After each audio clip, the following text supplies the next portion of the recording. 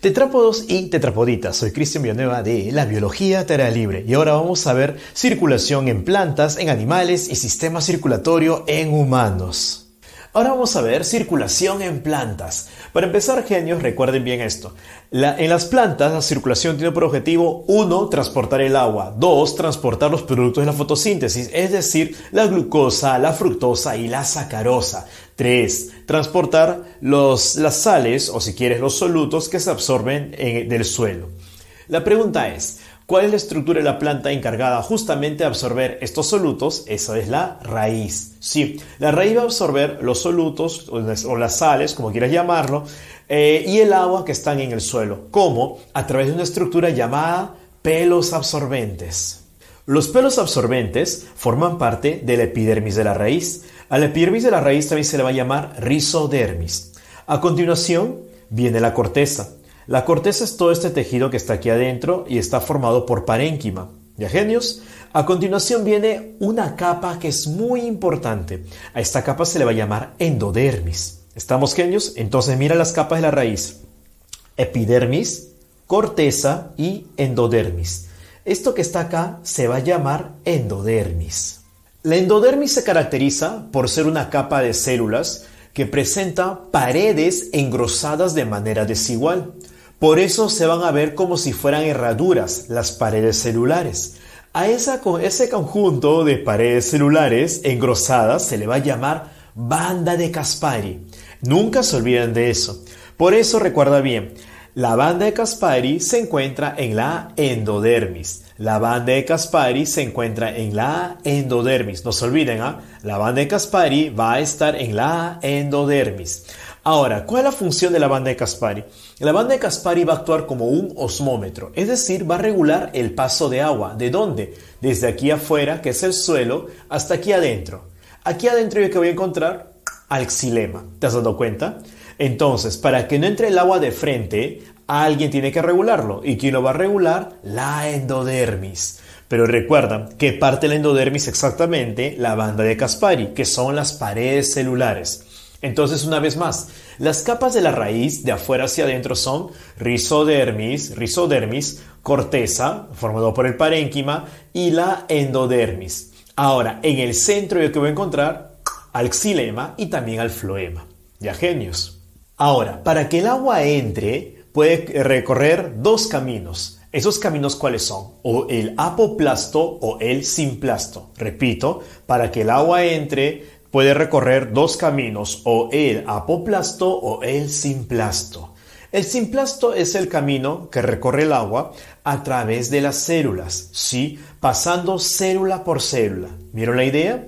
El agua entra por el pelo absorbente, atraviesa una célula, otra célula, otra célula, luego atraviesa la endodermis. Pero recuerda que no la atraviesa en cualquier lugar. Va a atravesar justo en esas células que van a tener la pared delgada. Ya, tetrápodos, espero que no se olviden. Y una vez que llegan al centro del agua, va a pasar por el xilema. ¿Estamos, genios? Una vez que llega al centro, es transportado por el xilema el agua. Ahora, date cuenta que en el simplasto, el agua atravesó célula por célula, uno por uno. Ahora yo estoy, profe, ¿y cómo puede pasar a través de las células? Fácil, porque recuerdan que en las paredes hay unos agujeros llamados plasmodesmos. Los plasmodesmos les permiten al agua pasar de una célula a otra, hasta llegar hasta el xilema. Ya, genios. Ahora, el otro camino se va a llamar apoplasto. En el caso del apoplasto, miren el detalle. Espero que se note bien el detalle. El agua no pasa atravesando las células, no. El agua, llega hasta el xilema por el espacio que queda entre las células. Dense cuenta de este detalle. No todo está completamente lleno, hay espacios vacíos. Y el agua que atraviesa por esos espacios vacíos va a recorrer un camino llamado apoplasto. ¿Cómo es este camino? Recuerda que este es el suelo, pelo absorbente, espacio entre las células, atraviesa la endodermis. Recuerda que no por cualquier célula, sino por la parte donde tiene las paredes delgadas, y llega al xilema y es transportado. Sencillo, ¿sí o no, genios? Nunca se olviden el dato de siempre, que la endodermis actúa como un osmómetro. Un dato adicional es que en la endodermis encontramos acuaporinas. Las acuaporinas son canales proteicos encargados de transportar el agua mucho más rápido. Estamos genios. Entienden, el agua va a entrar por ósmosis. Eso no tiene nada de extraño para ustedes. El punto es esto, que si solamente utilizaría la ósmosis como mecanismo para que el agua llegue desde el suelo hasta el xilema que está en el centro de la raíz, sería demasiado lento. Entonces utiliza justamente a estas acuaporinas para acelerar el paso del agua desde el suelo hasta el xilema que está en el centro de la raíz. Recuerda, acuaporinas que están en la endodermis de la raíz. Algo que tampoco debes olvidar es que el transporte de los solutos, las sales como el sodio, el potasio, es por transporte activo, mientras que el agua atraviesa siempre por ósmosis. Nunca se olviden, ese es el datazo siempre de esta parte. A ver, genios, miren esto. El recorrido del agua va a ser así. Pelo absorbente, que está en la epidermis, la corteza, formado por parénquima, y no te olvides que luego atraviesa la endodermis. Estamos con la banda de Caspari y finalmente va a llegar al xilema. Acuérdate que en la endodermis encontramos las famosas acuaporinas y que las sales o los solutos, como tú quieras llamarlo, recorren de célula en célula a través del transporte activo. No se olviden. Ahora, una vez que el agua llega al xilema, la pregunta es, ¿cómo es transportada?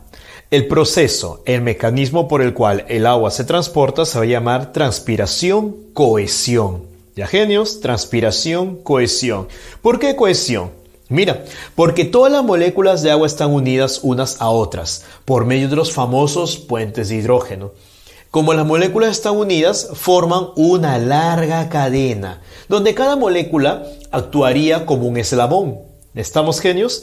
Entonces, si las moléculas de agua forman una larga cadena, si yo jalo a esta, todas suben. Si jalo la otra, todas suben. Mientras más jalo los eslabones, más van subiendo las moléculas de agua. Ahora, pero para que lleguen hasta la hoja, tienen que subir por un tubito. Y ese tubito se va a llamar xilema. Ahora, si bien es cierto que la cohesión explica cómo es que el agua sube, pero no es toda la respuesta. Aparte de la cohesión, las moléculas de agua también tienen adhesión. Hay una diferencia.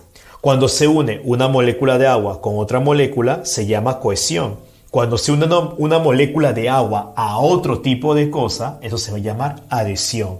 Recuerda, atracción entre moléculas, cohesión. ¿Estamos? Molécula de agua con otra cosa, adhesión. Entonces, las moléculas de agua están unidas por cohesión y las moléculas de agua se unen a las paredes del xilema por adhesión. Las moléculas de agua unidas entre ellas por cohesión y unidas a las paredes del xilema por adhesión. Y luego poco a poco van subiendo. Cuando llegan a la hoja, las moléculas de agua van a salir al exterior. ¿Por qué? Porque el calor hace que el agua se evapore. Cuando las moléculas de agua se evaporan de lo que estaban en la hoja, se van a la atmósfera. Y conforme se van a la atmósfera, van jalando a las otras moléculas. Ahora, ¿por dónde es que salen estas moléculas de agua en forma de vapor? Por los estomas. Recuerda que en la epidermis de las hojas había los estomas, que son aberturas.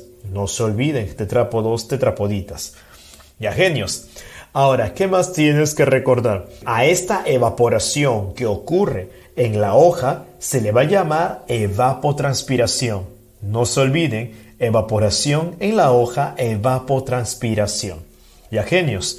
Y una vez más, no se olviden que el mecanismo para que el agua ingrese a la raíz es la ósmosis. El mecanismo para que los iones, las sales, los solutos ingresen a la raíz, transporte activo. Jamás se olviden de eso. Todo esto se va a llamar transpiración-cohesión y esto explica, recuerda, cómo es que el agua asciende por el xilema. Ahora vamos a ver el transporte por el floema.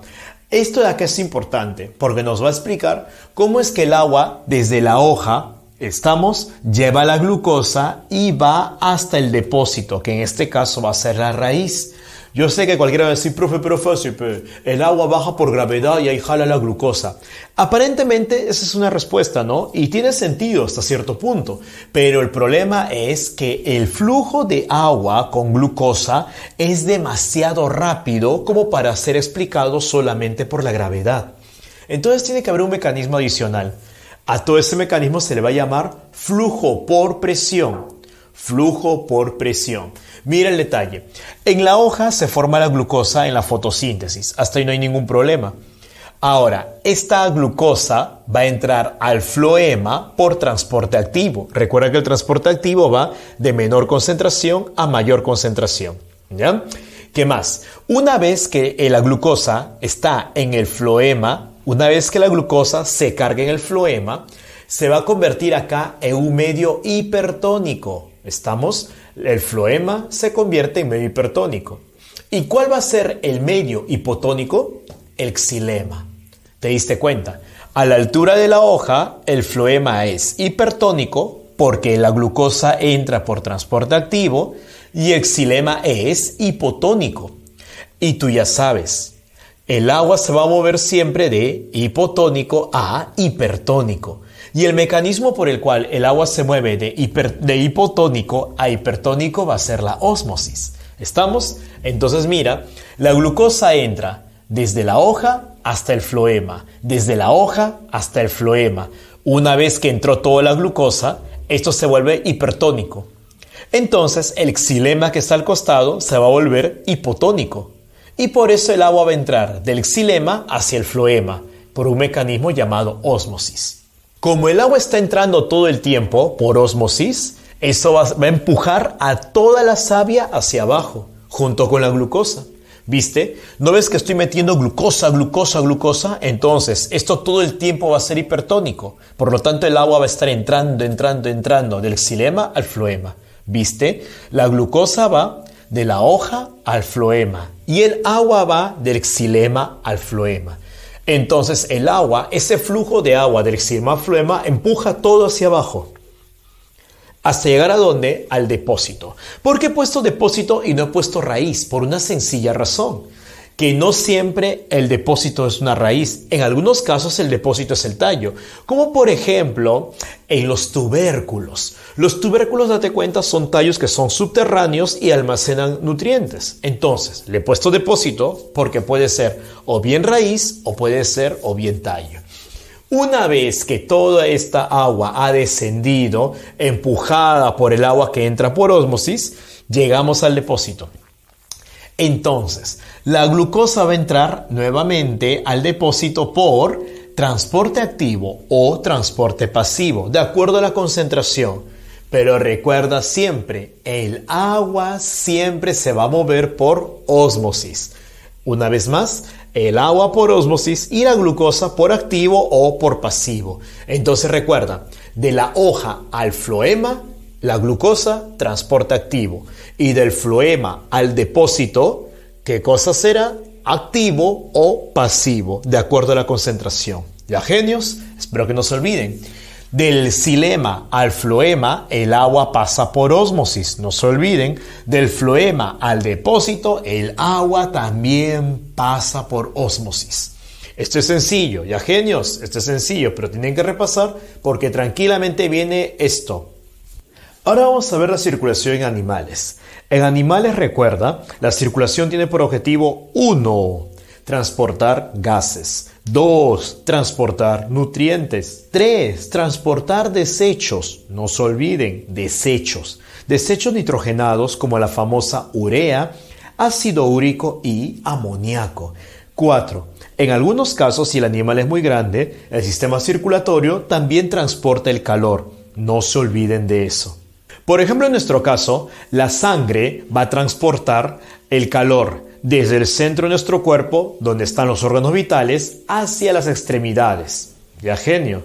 Ese es un detalle muy importante y una función muy poco conocida de la sangre. Vamos, genios. La circulación. Básicamente hay dos tipos. No especializada. Si digo no especializada, significa que no hay ni corazón, no hay vasos, no hay nada. Ahora, cuando es no especializada, el intercambio de gases, el intercambio de nutrientes ocurre por difusión, no se olviden. Además, las estructuras, o en todo caso el aparato o el sistema encargado de transportar los gases, los nutrientes, va a ser el aparato o sistema digestivo. Recuerden, cuando no hay aparato circulatorio, cuando no hay sistema circulatorio, el que se encarga de transportar los gases, los nutrientes y los desechos va a ser el sistema digestivo. ¿Ya, genios?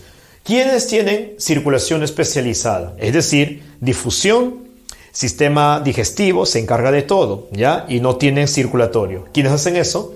Poríferos, celenterados, platelmintos y nemátodos. Recuerda que poríferos son las esponjas. Celenterados son las medusas y malaguas. Platelmintos son los gusanos planos. Y nemátodos son los gusanos redondos. Espero que no se olviden de eso. Ahora, circulación especializada es cuando ya hay órganos. Órganos como cuáles, por ejemplo, corazón, vasos, estamos genios, capilares. Ahora, la especializada puede ser de estos tipos. Circulación abierta. Se dice circulación abierta cuando el fluido sale del sistema circulatorio para bañar a los órganos. ¿Quiénes tienen eso? Todos los moluscos excepto los cefalópodos. Recuerda que cefalópodos son el pulpo, el calamar, la pota. Y los artrópodos. Recuerda que artrópodos son insectos, arácnidos, crustáceos. Circulación cerrada. Se llama cerrado porque el fluido no sale del sistema. Siempre va a estar en el sistema, encerrado. Nunca sale ni del corazón ni de los vasos. Está girando, está circulando dentro del corazón, dentro de los vasos, ¿ya? Pero no baña a los órganos. Circulación cerrada tienen los cefalópodos y los anélidos. Cefalópodos ya te dije quiénes son. Y los anélidos, recuerda, son los gusanos anillados como la lombriz de tierra. Ahora viene circulación cerrada simple. Circulación cerrada simple lo tienen los peces. Para empezar, cerrado tú ya sabes por qué. Simple. ¿Por qué simple? Porque solo da una vuelta, ¿ya? La sangre pasa una vez por el corazón. Eso te voy a mostrar después. Y también circulación cerrada doble. Cuando es doble, cuando tiene dos vueltas o dos circuitos o pasa dos veces por el corazón. ¿Estamos genios? Muy bien. Ahora, si es circulación cerrada doble, puede ser incompleta o completa. Cuando es incompleta, cuando hay mezcla de sangres.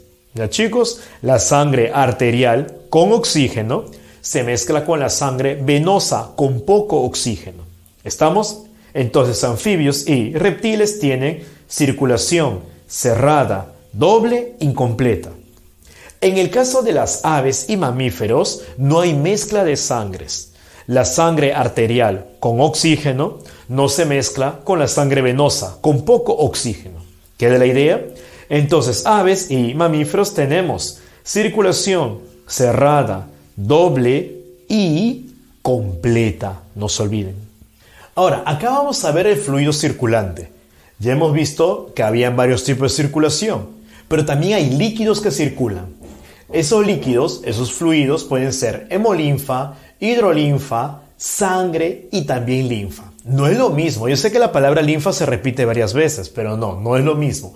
Hemolinfa está en invertebrados. ¿Ya, genios? Hemolinfa es el fluido que circula en invertebrados. ¿Qué pigmento presenta? Hemocianina. ¿Hay más pigmentos? Sí, hay más pigmentos. Pero la hemocianina es el más común. Recuerda que la hemocianina posee cobre y por eso es de color azul. En el caso de los equinodermos, la cosa ya cambia. Los equinodermos son los únicos que presentan hidrolinfa. La hidrolinfa, recuerda, es agua.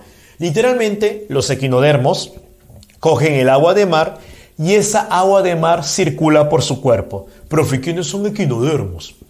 Equinodermos son los erizos, las estrellas de mar, los pepinos de mar. ¿Estamos genios? Ahora, nosotros los vertebrados que tenemos sangre y el pigmento es la hemoglobina. Recuerda que la hemoglobina presenta al hierro. La hemoglobina tiene hierro. ¿Ya, genios? Y la linfa está en vertebrados. Ahora, date cuenta que los vertebrados tenemos dos fluidos, sangre y linfa, y no es lo mismo, ¿ya? Cada uno tiene su función, ya lo vamos a ver después. Cuando yo digo órgano propulsor, me refiero al que va a empujar a la sangre o a la hemolinfa. En el caso de los anélidos, se dice que tiene 5 corazones, ¿no? Pero en realidad son 5 vasos contráctiles, ¿ya? Eso vamos a ver en un momento. Y los invertebrados presentan ya un corazón de verdad, pero este corazón se va a llamar neurogénico. ¿Cuándo se llama neurogénico? Recuerda bien, cuando el impulso para la contracción se forma en el sistema nervioso. Repito, cuando el impulso para la contracción se forma en el sistema nervioso, el corazón se llama neurogénico. O si quieres, de otra manera, un corazón neurogénico depende del sistema nervioso para contraerse. En cambio, los vertebrados tenemos corazón miogénico. ¿Qué significa eso? Que el corazón no depende del sistema nervioso para contraerse. No. El corazón se contrae por sí solo. El corazón presenta un sistema que hace que él solo se contraiga. Estamos por sí mismo. Por eso se va a llamar corazón miogénico. ¿Por qué mío? Porque recuerda que ese sistema se encuentra en el miocardio, que es la capa muscular del corazón. Ahora, nunca falta el que va a decir, profe, ¿y el bulbo raquídeo qué es lo que hace entonces? Buen detalle. El bulbo raquídeo es la parte del sistema nervioso central encargada de regular el ritmo cardíaco. No le dice al corazón que se contraiga. El corazón no depende, en nuestro caso, del sistema nervioso para contraerse. Ahora, a esta característica del corazón se le va a llamar automatismo cardíaco. El corazón, recuerda, tiene automatismo cardíaco, es decir, se contrae por un estímulo propio. Ahora, esto que hace que el corazón se contraiga, recuerda, se encuentra justamente en el miocardio, que es la capa muscular del corazón, por eso se llama miogénico. Ahora, ¿cómo se va a llamar esta estructura? Encargada de impulsar, encargada de hacer que el corazón se contraiga, el famoso sistema nodal. Ahora tenemos los vasos conductores. Los vasos conductores pueden ser arterias, venas, capilares. Las arterias llevan sangre oxigenada del corazón a los tejidos. Y las venas llevan sangre desoxigenada, poco oxigenada o hipoxigenada de los tejidos hacia el corazón. ¿Ya, genios? Los capilares tienen por función justamente conectar arterias y venas. Y recuerda que los capilares son porosos, por decirlo de alguna manera. O si quieres, sus paredes son muy delgadas y por eso permiten que haya intercambio de gases e intercambio de nutrientes entre la sangre y los tejidos. Ahora vemos acá el sistema circulatorio abierto. Esto está presente, como les dije hace buen rato, en moluscos, excepto cefalópodos. Recuerda que los cefalópodos son los pulpos, los calamares y las potas. Y en todos los artrópodos, absolutamente todos. En el caso de los artrópodos, recuerden bien porque esto es lo que siempre viene. Ellos presentan un corazón dorsal. ¿Qué quiere decir dorsal? Que está hacia la espalda del animal. ¿Ya? Recuerda, si estuviera hacia adelante, sería ventral. Si está hacia la espalda, eso es dorsal. Ahora, date cuenta que el corazón es dorsal y presenta estos huequitos en el centro. Esos huequitos se van a llamar ostiolos. ¿Ya, genios? Muy bien. Ahora, date cuenta que prácticamente no hay vasos sanguíneos. Cuando los corazones se contraen, ¿qué va a pasar? El fluido, la hemolinfa sale y va a bañar a los órganos. Una vez que los órganos están bañados, el corazón se relaja. Al relajarse el corazón, este fluido que estaba acá regresa. ¿Por dónde regresa? Por los huequitos llamados ostiolos. No te olvides, el corazón se contrae, el fluido sale, baña los órganos. El corazón se relaja. Y el fluido regresa. ¿Por dónde regresa? Por los ostiolos. Date cuenta de ese detalle. Ahora, este espacio que está acá no existe en la vida real. Simplemente se le va a llamar hemocele al espacio que está entre los órganos. ¿Estamos? O sea, tú no vas a encontrar, bueno, si es que alguien estudia biología, alguien va a abrir un animal y va a decir, acá está el hemocele. No, eso no. Hemocele simplemente se le llama a todos los espacios que están entre los órganos, por donde la hemolinfa va a circular bañándolos. ¿Estamos o no? Recuerda, el hemocele es algo virtual, algo imaginario. ¿Estamos? Simplemente se le va a llamar así a todo el espacio que hay entre los órganos. ¿Estamos, genios? Todo el espacio se va a llamar hemocele. Entonces, como el fluido, que en este caso el hemolinfa, sale del sistema, se va a llamar sistema circulatorio abierto. ¿Ya, genios? Ahora, al hemocele también se le va a llamar laguna celómica. Es por eso que este sistema circulatorio se le va a llamar abierto o lagunar. ¿Por qué? Porque presenta una laguna celómica. Ahora vamos a hablar del sistema circulatorio cerrado. Recuerda que se llama cerrado cuando el fluido no sale del sistema. Cerrado, el fluido no sale del sistema. ¿Ya, genios? Uno de los primeros que presenta esto, ¿quiénes son? Los calamares, las potas, las jibias. ¿Estamos? ¿Quiénes son ellos? Los cefalópodos. ¿Ya, hijos? Bueno, también los pulpos. Acá yo he hecho un cefalópodo cualquiera. Es un calamar. ¿Te has dado cuenta? Ahora, ¿por qué cerrado? Porque la hemolinfa nunca sale del sistema, jamás. Está encerrado en el corazón y encerrado en los vasos sanguíneos. ¿Estamos? Recuerda que en el anterior la hemolinfa salía del sistema y bañaba los órganos. Acá no. El fluido está encerrado en el corazón y en los vasos. ¿Ya, genios? Ahora mira, acá encontramos que un corazón tricameral. ¿Por qué corazón tricameral? Porque tiene dos aurículas y un ventrículo. Mira cómo es la idea. Este es el ventrículo que está en el centro. Se contrae. Y cuando se contrae, sale la hemolinfa hacia los tejidos. ¿Estamos? La hemolinfa sale rica en oxígeno. Llega a los tejidos, bota el oxígeno. ¿Y qué va a pasar? Regresa. ¿Estamos? Pero regresa con poco oxígeno. Y acá ocurre algo interesante. Hay un órgano de la respiración llamado branquias. En él, la hemolinfa con poco oxígeno empieza a dejar el CO2 y recoger el oxígeno. Repito, en el órgano de la respiración, que son las branquias, la hemolinfa deja el CO2 y recoge el oxígeno. ¿Queda la idea? Ahora, a ese proceso se le va a llamar hematosis. No se olviden, hematosis. En la hematosis, la hemolinfa, en este caso, deja el CO2 y recoge el oxígeno. Por lo tanto, aquí donde está señalando ahora, hay hemolinfa con poco oxígeno. Cuando pasa por las branquias, ya tengo hemolinfa con mucho oxígeno. Pero no entra al ventrículo, no entra aquí. Lo que estoy apuntando en este momento son las aurículas. Esta es una aurícula y esta es otra aurícula. ¿Se han dado cuenta? Entonces, mira, el corazón se contrae y lleva la hemolinfa a los tejidos. Deja el oxígeno, recoge el CO2 y luego baja las branquias. Aquí ocurre la hematosis. Deja el CO2, recoge el oxígeno y entra a las aurículas. Y de las aurículas, ¿a dónde va a pasar, genius? ¿A dónde va a pasar? Al ventrículo. Y sale. Espero que se entienda. Recontra sencillo. Recuerda que esto es solamente en los moluscos del tipo cefalópodo. El resto de moluscos tiene sistema circulatorio abierto. Esto que está acá es un anélido. Recuerda que los anélidos son los gusanos anillados.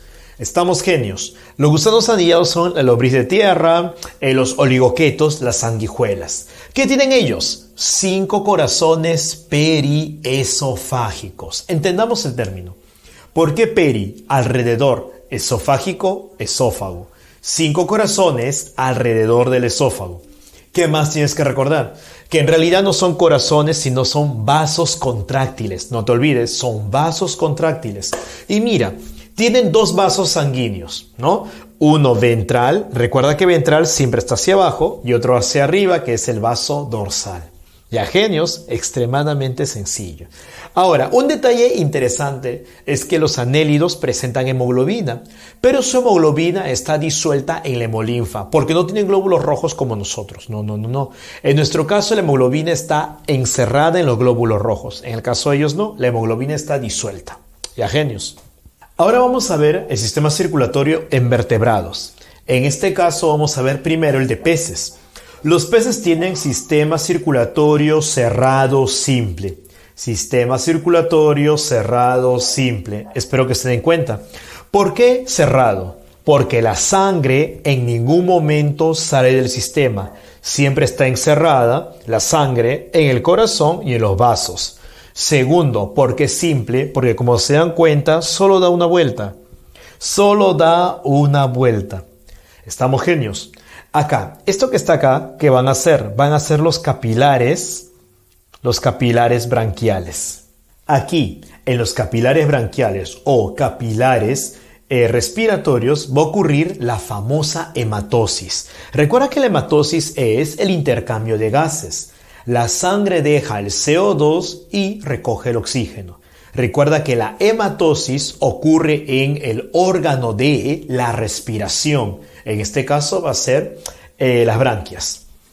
El corazón de los peces es bicameral porque tiene dos cámaras.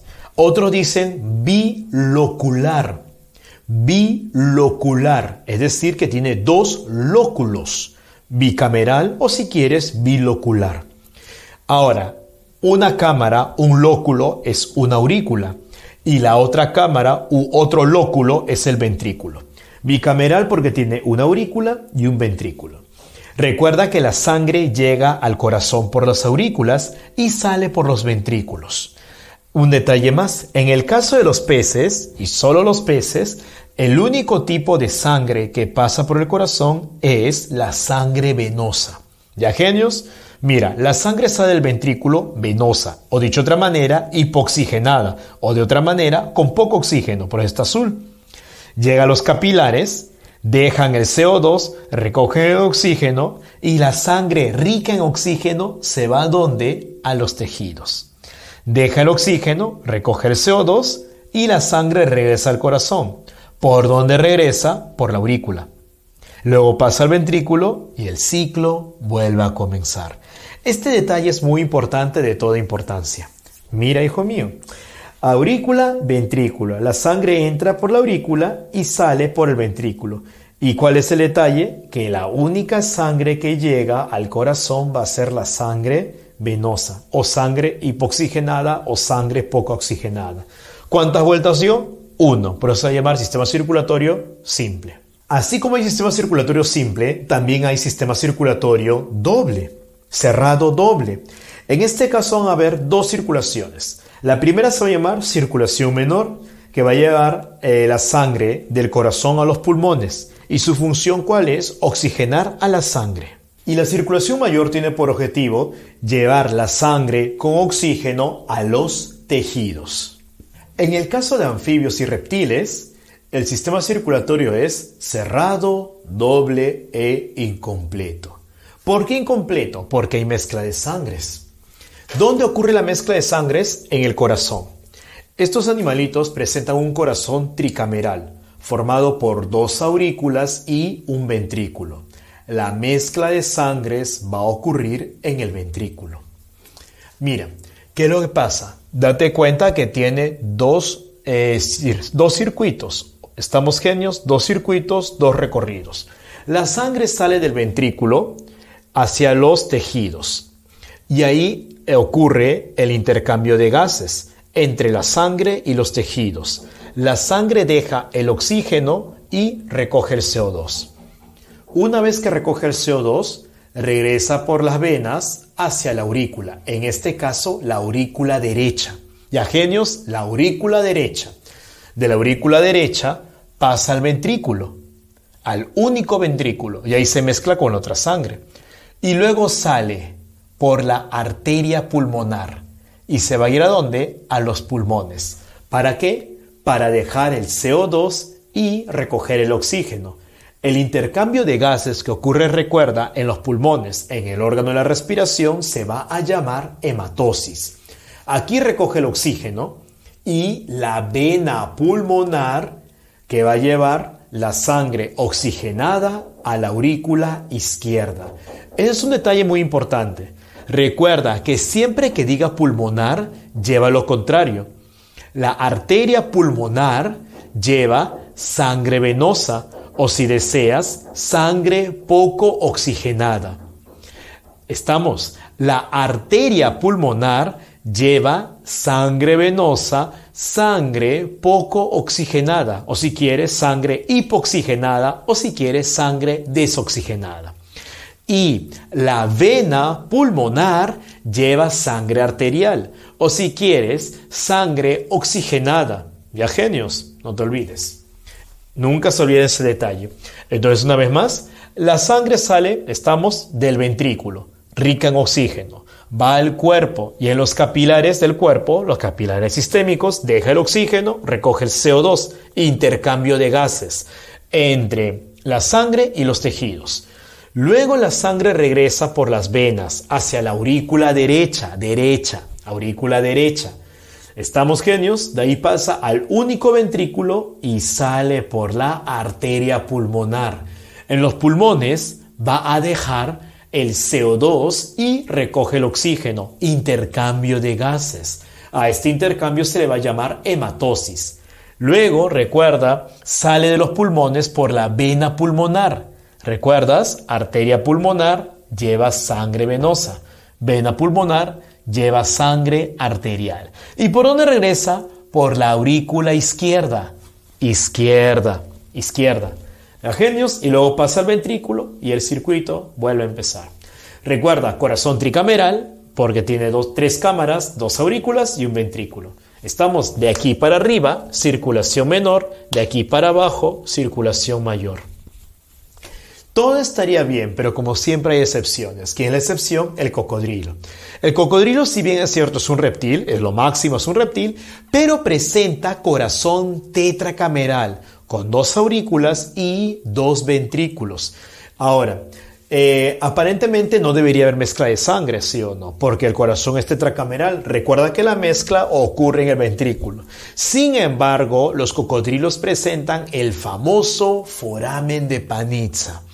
El foramen de Panizza va a permitir justamente esta mezcla de sangres, donde se encuentra fuera del corazón. No se olviden, muchos no se dibujan acá el foramen, no sé dónde lo dibujan, en el corazón. No, el foramen de Panizza está fuera del corazón. Ahora vamos a ver el sistema circulatorio cerrado doble completo. Se va a llamar completo porque acá no hay mezcla de sangres. No. Date cuenta que aquí está bien separado el corazón derecho y el corazón izquierdo. A la aurícula derecha y ventrículo derecho se le va a llamar corazón derecho. Y a la aurícula izquierda y ventrículo izquierdo se le va a llamar corazón izquierdo. Quiero que te des cuenta de este detalle. Este sistema circulatorio está presente en aves y mamíferos y no hay mezcla de sangres porque el ventrículo está completamente separado. ¿Estamos, genios? Recuerda un detalle adicional, que los mamíferos son los únicos que presentan glóbulos rojos anucleados. ¿Qué quiere decir? Que son los únicos que presentan glóbulos rojos sin núcleo. Estamos. Todo el resto, peces, anfibios, reptiles, aves, tienen glóbulos rojos con núcleo. Los mamíferos somos los únicos que no tenemos glóbulos rojos con núcleo. Nuestros glóbulos rojos son anucleados. ¿Ya, genios? Muy bien, el corazón en aves y mamíferos es tetracameral. ¿Qué quiere decir eso? Con 2 aurículas y con 2 ventrículos. Ahora mira lo sencillo. La sangre sale ¿por dónde? Sale por el ventrículo izquierdo, sale por la aorta, sale del ventrículo izquierdo por la aorta. Es una sangre rica en oxígeno. Llega a los tejidos, deja oxígeno en los tejidos y recoge CO2, intercambio de gases. Luego regresa por las venas cavas, ¿hacia dónde? Hacia la aurícula derecha. Pasa al ventrículo derecho y sale por la arteria pulmonar. Recuerda que la arteria pulmonar lleva sangre venosa, sangre desoxigenada, sangre hipoxigenada, sangre pobre en oxígeno. Llega a los pulmones y aquí, como siempre en los pulmones, ocurre la hematosis, que es el intercambio de gases, que va a dejar el CO2 que va a recoger el oxígeno. Una vez que es rico en oxígeno, la sangre regresa ¿a dónde? ¿Regresa por dónde? Por las venas pulmonares. Las venas pulmonares llevan sangre arterial, sangre rica en oxígeno. ¿Por dónde llega? Por la aurícula izquierda. Luego pasa al ventrículo izquierdo y el ciclo vuelve a comenzar.